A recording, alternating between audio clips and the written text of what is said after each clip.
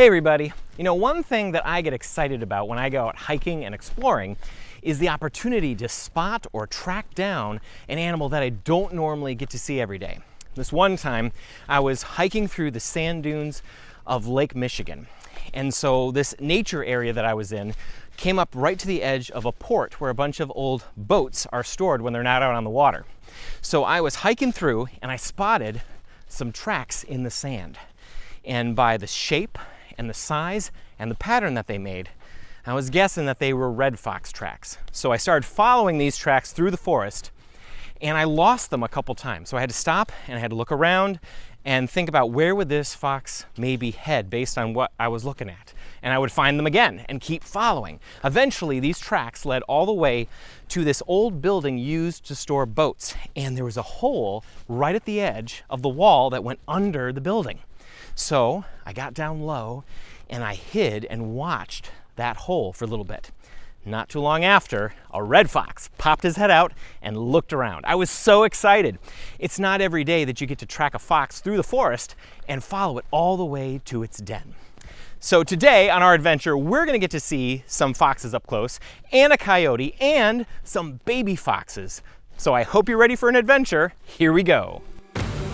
As a wildlife filmmaker and educator, I've spent most of my life exploring God's creation, from climbing up mountains to canoeing through wetlands and hiking into forests. My love for God's creation has taken me on many outdoor adventures.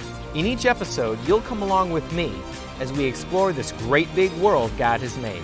I hope you're ready for an adventure. I'm Peter Schremer, and this is Hike and Seek.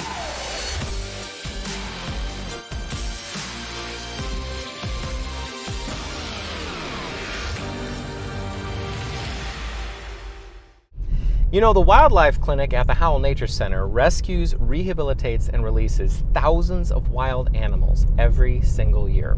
And every time I come here, I'm reminded of God's command to care for the creatures of this world. In Genesis 1:26, it says that God gave us dominion over the creatures of the earth. And what that means is that He put us in charge and gave us responsibility to take care of the creatures and their habitats.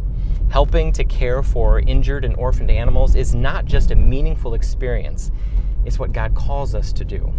And today, we're going to see the result of some of that rewarding work here at the Howell Nature Center.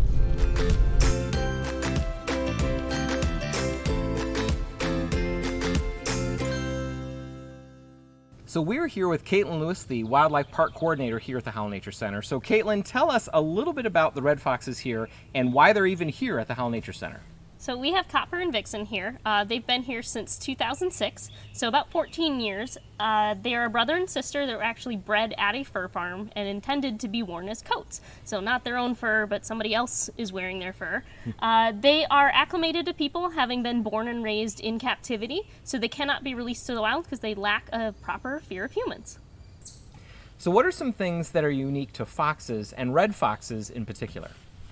So a lot of the things that make them special, red foxes, has to do with their adaptability. So they're an extremely versatile animal. They can eat a whole slew of different things out in the wild, from meats and vegetables and fruits. One of the things that they'll actually help their pups to wean on are small mammals like mice and voles and things like that, as well as raspberries, which are coming into season about that time, or apples, things like that out in the wild. So they are found in a whole slew of environments. Their habitats range from meadow to thick woodland to even urban environments, which is a lot of where they run into conflict with people.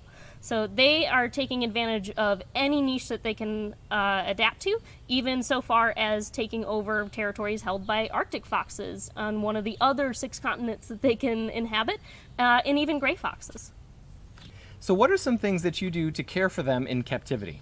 So red foxes, they need a lot of stimulation. They need a lot of mental stimulation in order to give them a proper, well-rounded life. They are an extremely social individual when they have breeding season out in the wild. So we supplement that in captivity by having partners. So here, Copper and Vixen live together, so they've got a social buddy. But also we've got to do lots of things to keep their brains working, to keep them thinking, to give them reasons to get up and move around instead of laze around all day and sleep, to keep them healthy physically and mentally. So we're going to go ahead and make an enrichment now, so let me go show you. Cool, let's go. So today we're going to make an enrichment for our red foxes. We want to kind of increase their foraging time, make their meal a little more complex so that they've got to work a little bit harder to get that reward of food. So we're going to start with our extra large box right here and make them kind of like a little Russian nesting doll and down to the actual food down in the inside. So we've got 2 glove boxes for our fruit mix and our mice that we're going to put in here. Going to divide that up evenly. They're a brother and sister, so sharing's not always their forte anyways. We've got mice as well that we're going to pop in there and cover those up. And then these guys find their food by their sense of smell. So to make this a little bit more complicated, so that the first thing they're not smelling is their food, we've actually got some clippings from my dog at home, just as a scent enrichment to throw them off of the trail of getting their snacks, make it a little bit more interesting for them trying to find their food. So both of those in there, and then cover that all up, and close it all down.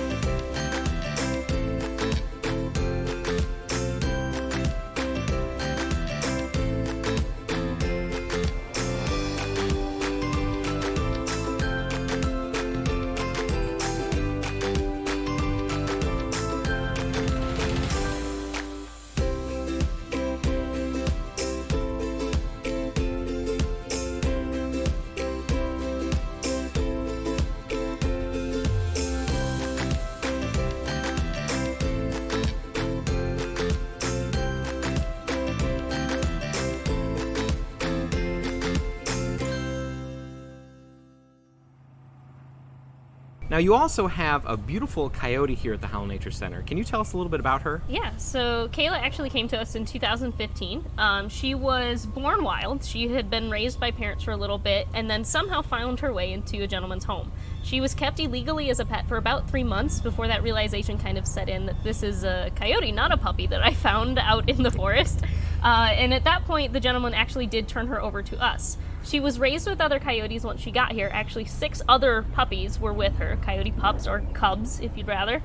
And those guys, the other 6, did start to wild up, did understand the things that they needed to do and the social and the survival skills that they needed to be out in the wild. Kayla kept approaching people, kept trying to get the people that were feeding her and caring for that area to interact with her, and kind of showed us really early on and through the entire rehabilitation process that she was not going to be releasable. She definitely wanted to be around people.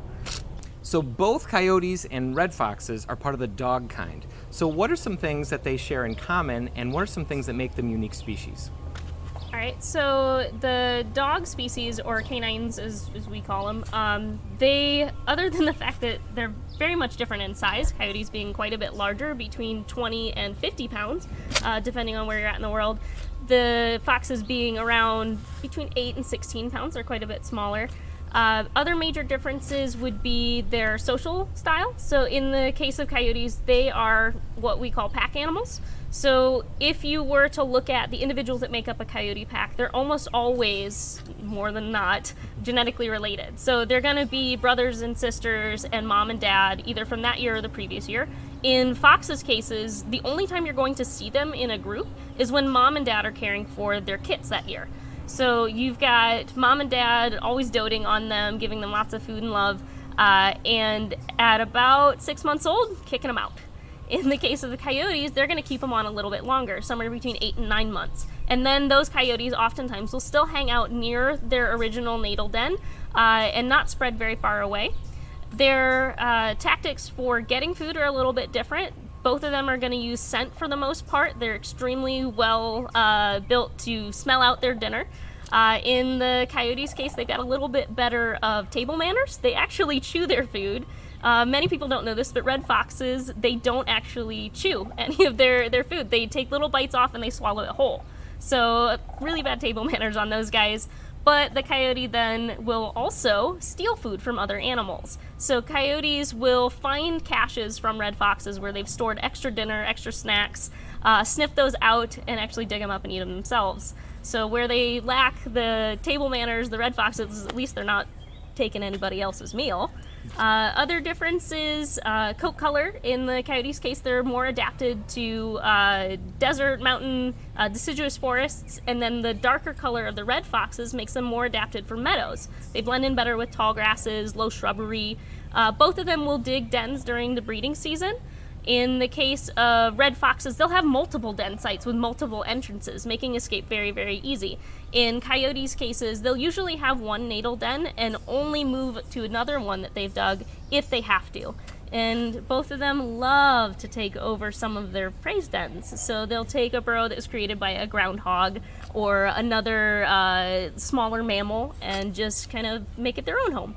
So areas where they do run into humans, it's mostly dependent on the time of year. When they're breeding, mom's got to go get enough food to produce milk to feed her babies. Dad's got to go get enough snacks too to keep mom happy, as well as the babies. But the coyotes, when people run into them, a lot of the times that impulse is to just get rid of that. They see it as a threat. They want to possibly shoot or trap that individual, and we actually don't recommend that. There are better options for deterring the wildlife from being near your home. When you're killing the adult, more times than not, you're killing the adult female in that area, and then every other female is then allowed to breed. So you've made your problem 4 or 5 times as bad just by eliminating that one individual. Easier routes to eliminate human-wildlife conflict with coyotes are removing any pet foods from outdoors, only putting your trash out the day it's picked up, getting rid of brush piles that are going to attract small rodents like mice and rats, because that is a food source and you're creating a reason for that coyote to be around. And then always attend to your pets when they're outdoors. Never let a cat out alone. When you're out with your dog, stick with them, keep them in sightline, and that'll keep everybody safe and happy. So in captivity, dogs eat any range from dry food to wet food and anything they can scavenge under the table. So what do you feed a coyote in captivity? So coyotes, they're going to need a variety of food. They're an omnivore, so their base diet, we actually use a standard dog kibble just to give them the micronutrients and macronutrients that they need. On top of that, we need something to keep her interested. So we'll use things like, today we've got bison meat, we've got some hard-boiled eggs, some extra fat and some calcium there. As well as we absolutely need some fruit in there, some sugar, something tasty, as well as small prey items like mice. And it's feeding time right now, so let's go ahead and give her her snacks.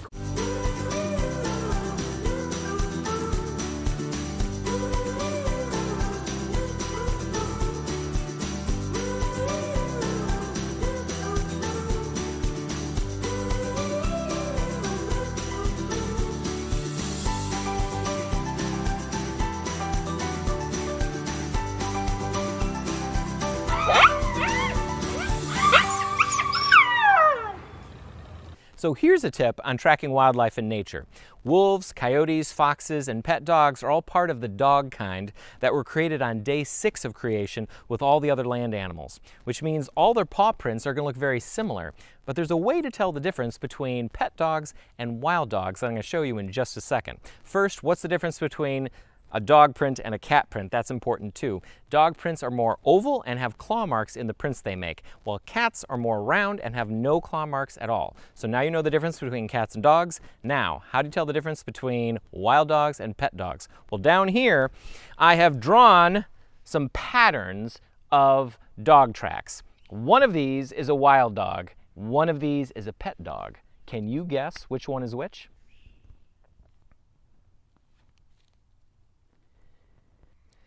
Any guesses? Well, this is the wild dog and that one is the pet dog. Now let me explain why. A wild dog wants to save energy to survive. And so if they're walking through the snow, they're going to want to only break through that snow once. And so they take their front paw and they break through the snow, making a hole, and then all the other paws step into that same hole as they go. So it kind of looks like they're hopping on one foot all the way down the trail. Now, a pet dog, on the other hand, they're not trying to save energy. And so they'll step anywhere they want with any of their paws. And so their patterns are very crazy and even erratic. And so when you go on a hike next, I want you to look for the dog prints and see if you can tell the difference between a pet dog or a wild dog. Now, we're going to head back over to the Howell Nature Center because in the wildlife clinic, they have some baby foxes.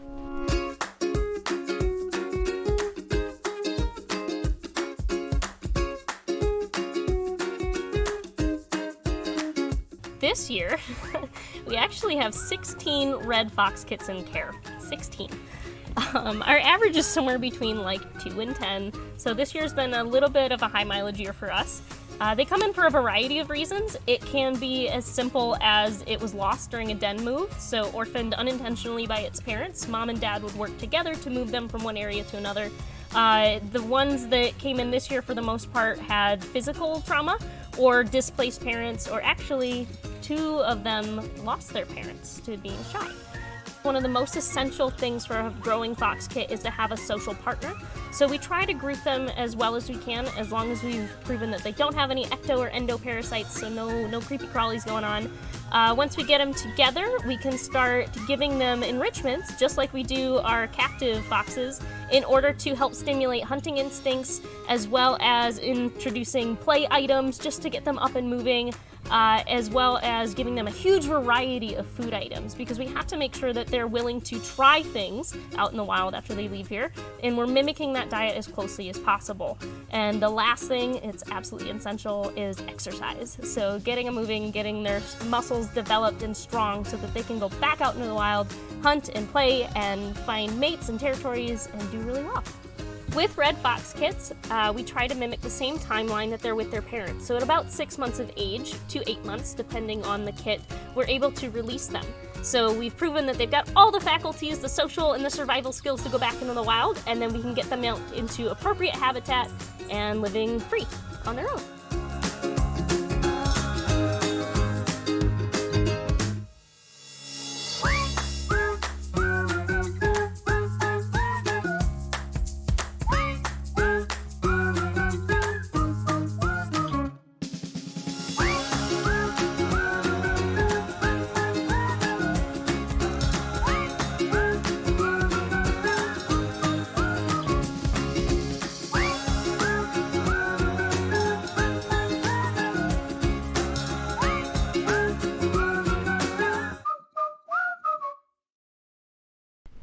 Man, those fox kits are so adorable. At the end of the summertime, they will be released back into God's creation, right where they belong. You know, a few years ago, I had the opportunity to film here at the Howell Nature Center when they were releasing 2 young coyotes that had been successfully rehabilitated and were ready for life in the wild. It's always an exciting day when you get to release animals back into nature, but to do that, you first have to catch them.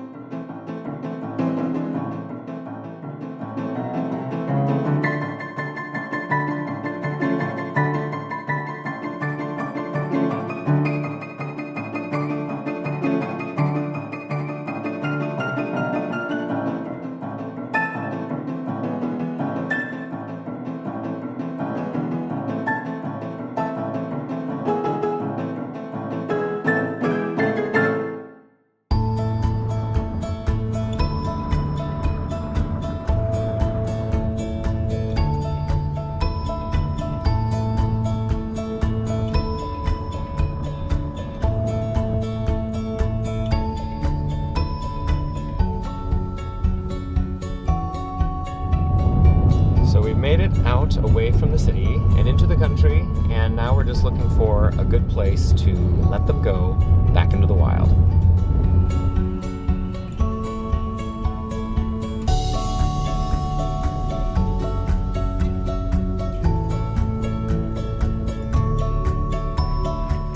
Okay, it looks like we're here, and we're just gonna try and find a good spot to set up, and so that they're aimed the right direction and able to have a clear path into nature.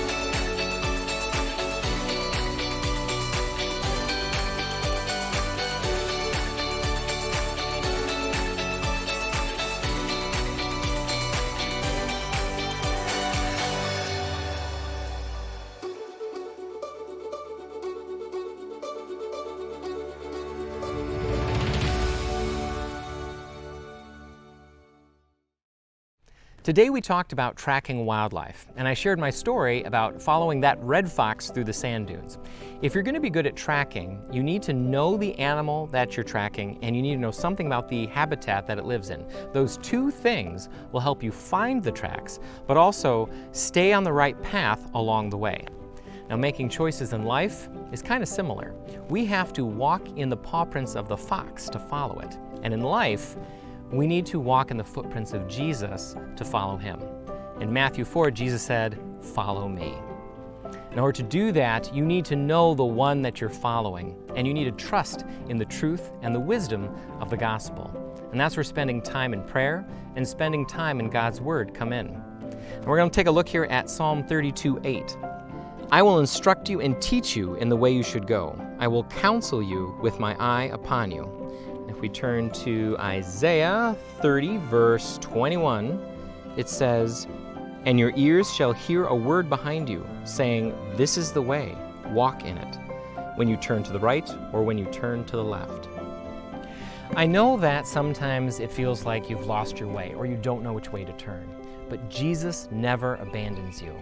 Life is a grand adventure, and Jesus is the one leading us on this journey. And we have God's Word, the ultimate adventure guidebook, always pointing us to the right path in the footsteps of Jesus. Well, I hope you had fun on today's adventure learning more about coyotes and red foxes and wildlife rehabilitation.